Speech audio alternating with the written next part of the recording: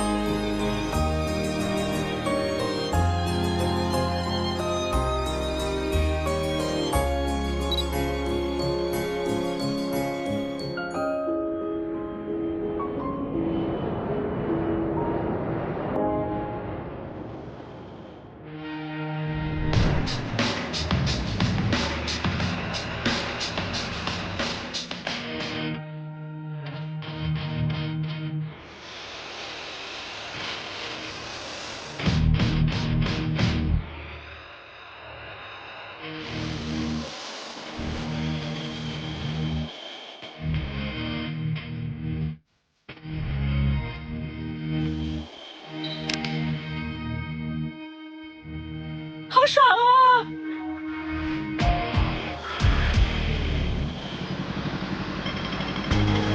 香港真是有一种神奇的吸引力，吸引着天南海北的人，也吸引着来自天南海北的物品。每个香港人的生活里都可以看到来自世界各地的东西。可是，在香港40多年的我，竟然不知道香港国际机场的货运是世界第一。这一次，我想看看他们如何捍卫这个世界第一。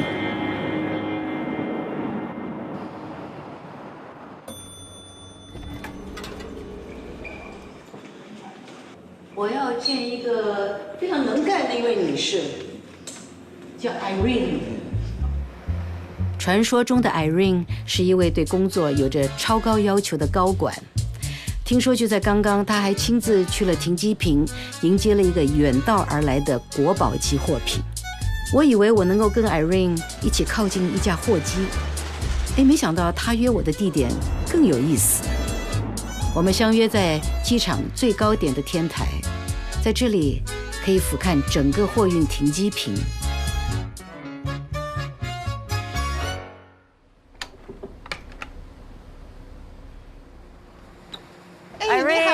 张姐你好。所以在我没见到你之前，我就想说，你一定是一个非常冷静，而且非常能干、非常精明的一位女士。我们是整个团队一起来工作的。其实今天我刚来的时候呢，晚了一点。我们有2个贵宾过来，从四川飞过来。这是我們中國的國寶。有2個熊貓，所以晚了一點。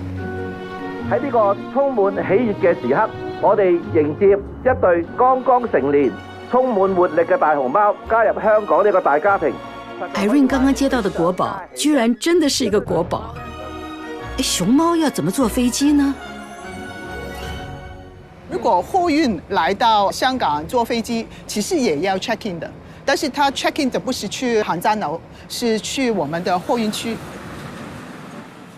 那他需要一些物流的企业给他去帮忙，去做一些订机票啊、订仓位啊，然后货通过货车送去仓库做一些包装啊、直货啊、安检啊、主板啊，然后再给一些客车拉到货运航站楼。当然，我们香港的操作非常高效率的，能够在飞机起飞之前3个小时就可以完成这个 check-in 的手续。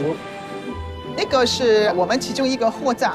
哪一个？这个就这个最靠近这个，这是香港空运货站。旁边那个有一个是国泰的货站，另外就是亚洲空运中心。如果他的货要走快递的话，我们也有敦豪中亚枢纽中心。如果是邮政，也可以通过我们香港邮政中心来做一个 check-in 的手续。现在我们站在这里就是菜鸟自卫港。你可以想象到货品里面是所有不能自己走路的货品都是在这里 check in 的，对不对？所以你可以从很小的像一封信，到可能最大的是什么呢？最大可以是一个飞机的零件甚至是一个直升机。helicopter 声音特别大。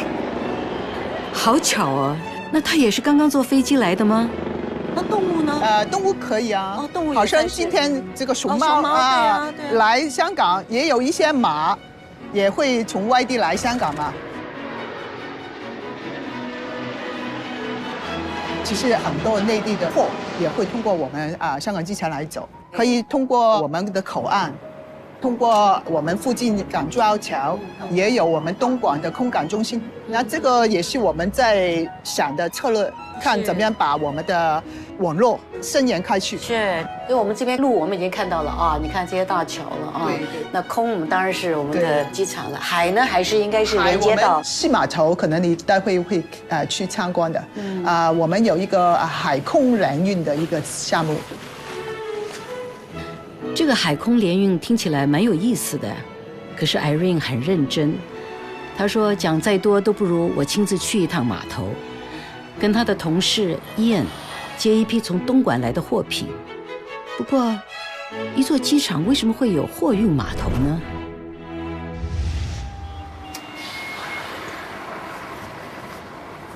你好，伊燕。你好，你好，你好。你好，欢迎你来到西码头。对，这是你的地盘。这是大家的地盘。我是要跟你一样要。对，因为这里还是一个操作区。为什么我们今天要来到这里呢？因为一般货到我们机场呢都是从陆路过来的，但这里呢我们是用海路、水路过来的。这些货呢都是从内地珠三角用船运到这里，然后从西码头进我们机场的禁区，然后就上飞机。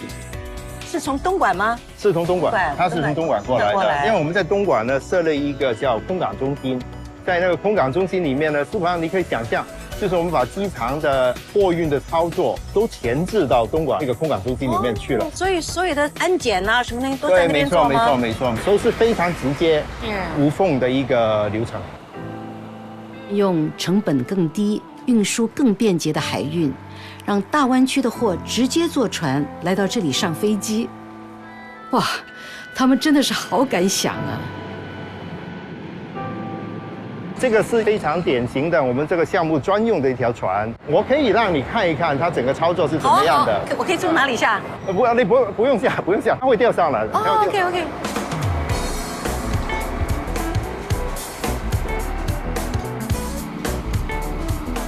那现在开始吊上来了。OK。是因为飞机是圆的嘛，所以它这个斜角是配合那个飞机圆的那个机舱啊。然后它掉下来以后呢，我们就会有机场禁区里面用的这种拖头跟拖卡了，就会来这里，那直接可以把这里的拖推上去那个拖卡上面，就可以拖到通缉坪里面去了。对不起，我偷偷先照张照片啊。这里看不到传统海运的超大级装箱，货箱是为了要上飞机而定制的，拖卡也是为了要上飞机而定制的。虽然这个码头还是先导计划，不是很大，但一切都是为了要让货品顺利地飞上天空。这样子的工作，你觉得面临最大的挑战或者是困难会是什么呢？对我来讲，这个项目一开始的时候，很多都是新的。你在新的这个要求下，你找出一台大家都可以接受的一套方法，这个是一个非常大的挑战。刚刚讲到，以前根本没有这个板嘛，这个蓝色的这个东西，因为一开始的时候，没错，我觉得这个是其中一个例子。想象一下，就是一块铁板2、3，那上面都是货，怎么用这种吊机来吊它呢？那就想了很久。就我们拿铅笔出来画，然后想出一个这样的方法，然后有失败过，就是做完以后发现跟那个波头对不上，又有点高低，然后再做一些修改，甚至就加了旁边那2个滚轮，就把那2个中间那个缝把它并在一起。所以我觉得这个是非常典型的一个解决问题的经验吧。你一直是在这个部门做吗？我在香港机场服务了17年，之前在不同部门工作过，我管过道路交通，管过大楼里面的一些清洁，也做过花王，就负责管那个植物啊、花啊那些。人家怎么会想到去派一个跟花有关的人去做这样子的海运的？就是你在职业上，你不同的新的挑战，就保持着你的对职业的热情嘛。那新的时候，往往呢，你要找到一个实验，这个我觉得是一个很大的挑战。但是如果做得到的时候，满足也特别大。是。现在我们是给客人一个承诺，就是你的货送到这里上飞机15个小时，但是将来有了永久中心以后呢，我们希望是在10个小时内。哦，这个又是一个很大的新的挑战。这个是目标，我们也有信心应该可以做得到。我看不见货箱里的货品，也不知道这些货要去往哪里。可是我看到了 Ian 他们的创造力和热情，让每一个环节都可以丝滑地连接起来。因为我们看到整个供应链的竞争力，所以我们在联通线上也会通过我们香港啊、港珠澳桥啊、东莞的空港中心啊，把我们跟这个货源地拉得更接近，给他的服务更好。你们在跟时间竞争是吧？对，我觉得这个也是趋势吧。所以在数据上，我们也建了一个数据平台，是希望给到整个空运行业一站式的一个平台。哦 ，OK。3年前我们推出了这个平台，叫 HKI Cargo。其实我们已经有4个单元，每一个单元针对不同的操作。因为刚才说了，我们东莞有一个物流园，有一些货从海路送去我们香港机场，它的每一个航次的资料，它载了什么货 ，OK， 什么时候来，什么时候到，也有一个地图，实时可以看到这个货在哪里，会不会停。我们还装了很多的摄像头，CCTV， 就是整个船舱都覆盖着，有录影的，所以万一有什么异样的话呢，我们就会把那个找出来，可以检查到。为什么呢？因为这些货都已经在上游安检好，我们必须保证它是非常安全的、保安的运到我们的禁区里面去。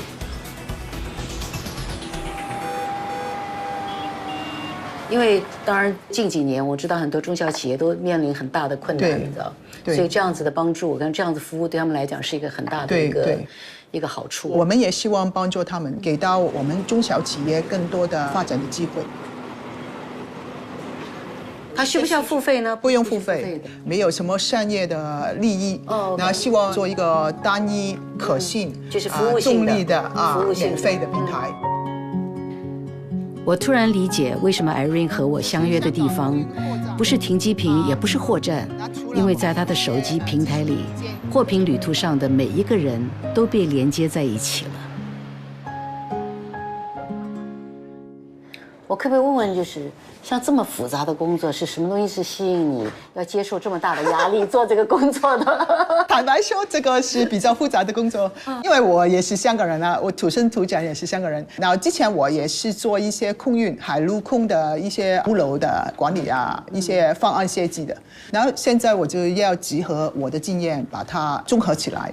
希望把它推到更好。其实走空运的货也是高货价的货，对香港的外贸总值其实占的比重是很高的。我们算货量，去年我们的货量是430万公吨，占香港的贸易总值是超过47%的。差不多1半，所以我们如果促进更多空运的货，其实也是可以促进香港的经济增长，所以我们也是一个使命感啊，给香港跟香港空运业做一些东西，尽一份力，这个真的是我心中的想法。喜欢在这里工作吗？喜欢，当然喜欢在这里工作。感觉上你们大家都好喜欢在这里工作。我觉得有时候有新的工作就会让你有些热情，有些热情。对。失败的时候会不会很沮丧呢？失败那一刻，但是那一秒吧，那一秒会沮丧。3秒后就又有热情了，因为又想到一个新的方法。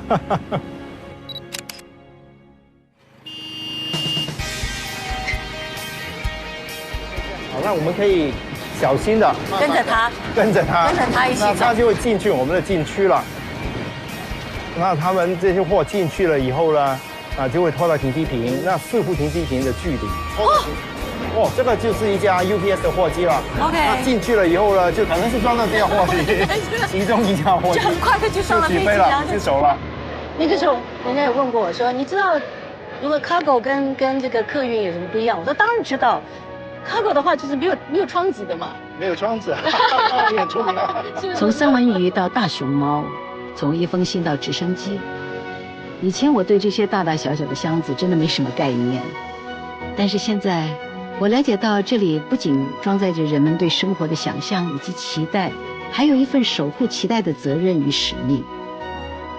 在香港机场，我看见世界被货品串联在一起的样子，这就是香港的价值所在。只要人们密切往来，世界不停地转动，彼此交流，香港就会生机勃勃。